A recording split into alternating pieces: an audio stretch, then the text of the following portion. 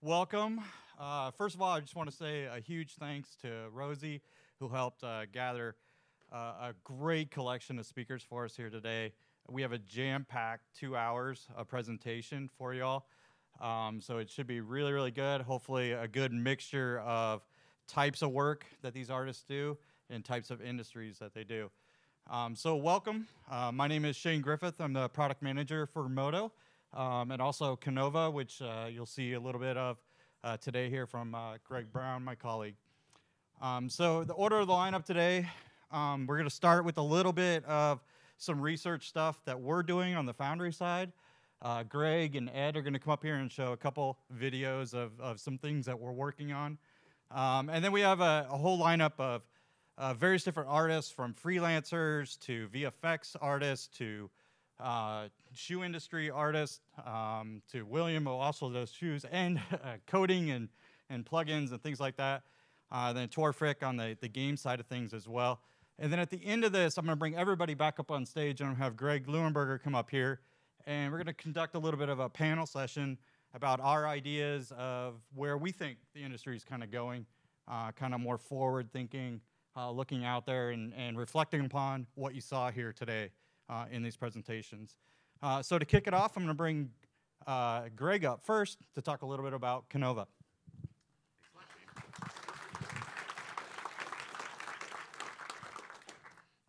Hey, how's it going, everybody? I'm here today to show you Canova. Canova is our new VR and desktop sculpting application. This is based on volumetric technology. It's referred to as ADF technology. And so what this application is capable of, it allows you to go back and forth between sculpting in VR and sculpting on desktop seamlessly.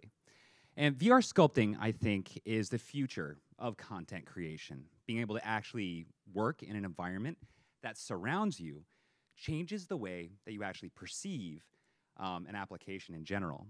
Now, this asset I was working on in the hotel room last night, of course, because that's how it works, and I didn't get to finish the scales. I really want to finish the scales. But this is about 4 or 5 months after our initial release in April, and our main developer working on this, Vilja Harvey, has been absolutely killing it, increasing performance and giving us more capabilities. Now, this is a quick example of how ADF allows you to have local resolution. So as my brush gets smaller, it actually adds more detail. And what's really cool about ADF is volumetric sculpting applications don't like holes. But ADF allows you to punch holes directly through a surface, connect one tendril to another, and so it's a free-form, fluid sculpting experience. And what this really allows you to do is, as an artist, focus on being an artist. Right here, I'm in VR, and I'm actually just roughing out the base form for the body of my creature. And I can just go ahead and do that right on a center plane, as though I'm just drawing freely in space, and keep on looking at it at different angles, trying to figure out what I'm comfortable with. And I really like being able to block out a scaffold first as I start sculpting, because I can actually move the brush behind the object, around the object, and that's much different experience-wise than working on a desktop where you're constantly having to push, pull, and move your view and try and figure out if you're actually happy with what you're working on. You get immediate feedback. And to me, that's absolutely tremendous. And actually, working in VR in general, we also have an application, Moto VR, which is an addition to Moto in general. It's in the Moto 12 series now. It's just incredible how you're able to perceive a scene entirely differently. And little things like this, like sculpting, say, the base forms for arms and legs, tendrils, branching structures that come out, is so much faster. Doing this on desktop for a base form would probably take me about 3 times as long, just because I'd have to really constantly evaluate, how I feel about things. But having the object in front of me, being able to manipulate it freely and smoothly, changes the experience of creating an asset for an artist dramatically. Now, I also mentioned this is a desktop application. And so I can just take the headset off and immediately pick up my Wacom tablet and start sculpting away. And there's a lot of things that kind of came for free with Canova, which was super cool. This is a second layer that I'm sculpting on, and it automatically constrains to the background layer. That wasn't even a feature we added. It just kind of worked like that. And so, I shouldn't tell you that, but it's super cool. And so I can just start roughing out the shell for this alligator snapping turtle, which since I live in Texas, I'm obsessed with now. I both want to see one and I never want to see one. They're terrifying. But I can go ahead and start roughing out these forms very quickly and easily. You can also import an OBJ file, and you can sculpt on top of that OBJ file just like this.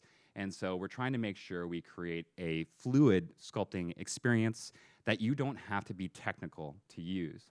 As you can see on the desktop side, it's very intuitive, very simple interface. The brushes do what they say, and I feel that's very important so that artists can jump right in and get started and not have to spend a week just learning how to work with the application. Now, this is very cool. I turned the strength down to 1 and increased my brush radius to be as large as possible. And when I stroke over the surface, it doesn't deform the surface, it just reduces the surface. And so I actually have ways of being able to control the resolution as opposed to just using the brush to add and remove clay. And one of the things that needs to be understood about this is my background is in modeling and sculpting primarily. That's my main focus, or was. And it's interesting that you can actually just stroke on the surface, not worry about the resolution, and let the application take care of that for you. And now again, you can hop back into the VR mode once you're like thinking to yourself, hey, I've got to put like these flippers on here. That's going to take me forever if I actually do it with a regular brush and a tablet. So I might as well just throw the headset on again, grab the controllers, and start stroking out those forms. And the smooth brush works incredibly well. I absolutely love it. It's something that actually I would just throw the headset on in general to reform my forms. Now, detailing, of course, you probably want to go back on over to the desktop side for the most part. And I can go ahead and add these scales and wrinkles and refine an incredible amount of detail. Now, what's really cool about this, one of the things I love about it, is that this gives me the opportunity to have much more detailed models and be able to focus my resolution where I actually need it, as opposed to just constantly pumping an entire mesh full of resolution to get the details that I want. I mean, in multi-resolution sculpting applications, I typically only work on the first 3 levels for most of my time, and then detailing is done at like level 6 and 7. Those middle levels are just completely wasted in many ways.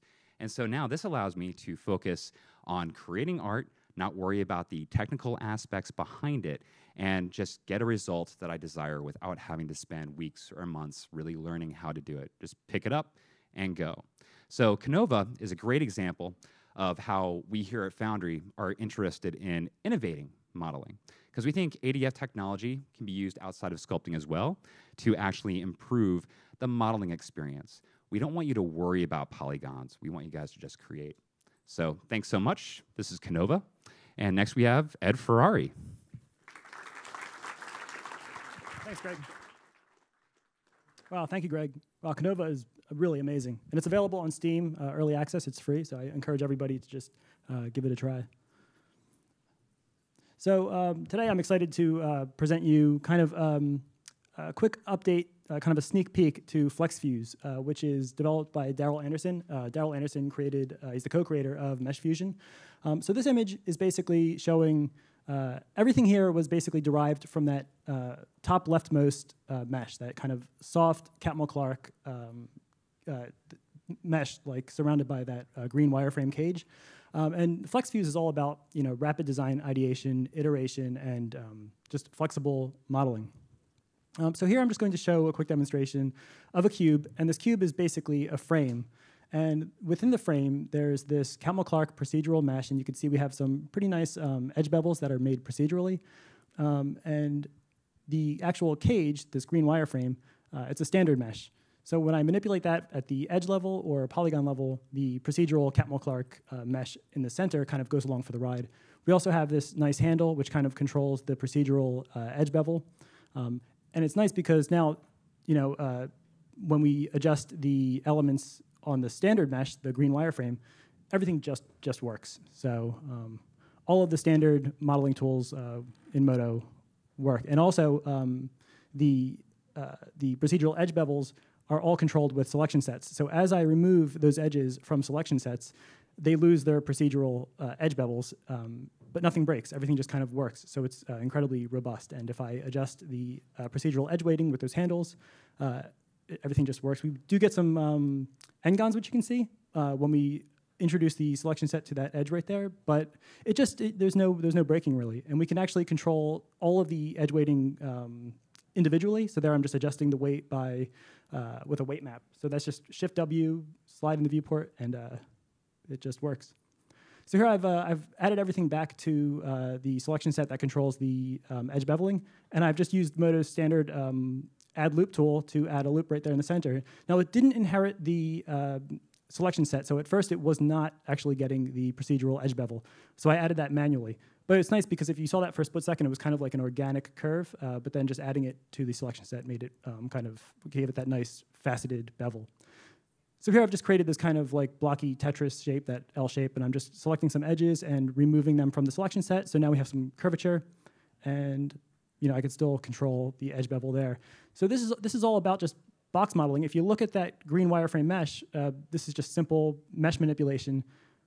But the mesh on the inside, that procedural Catmull-Clark subdivision mesh, is just giving us something more complex. So this is something that Daryl refers to as hard surface sculpting. And after about like 5 or 10 more minutes, I have this shape, which if I show you, which I'm about to, the shaded model, you can see it's actually not that impressive. This is the type of thing that somebody brand new to Moto, after learning how to do a polygon bevel, will learn how to do, even somebody brand new to 3D. But by feeding it into this FlexFuse setup, we just get instant kind of complexity.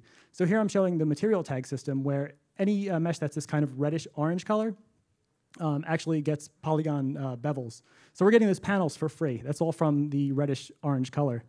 If I actually switch back to shaded mode and paint them a different color, in this case I'm going to use a greenish color, we'll actually lose those panels. So it's just based on which color you apply to what part of the box model. So as you can see, when I applied that green color, that top of the wing area is nice and smooth. So to get that back, I would just change the color to orange. And Daryl's actually working on a bunch of different recipes for different colors for different like levels of different heights of the panel. So here I've just added it back, and on this side I kept that green, so it's not getting the paneling. Now I do have a handle there for adjusting the height, so we can get a nice inset. And it is possible to overdrive that inset, but you'll get interpenetration. But as you can see, it's pretty robust. I'm not experiencing any of that at all. It's an airtight mesh.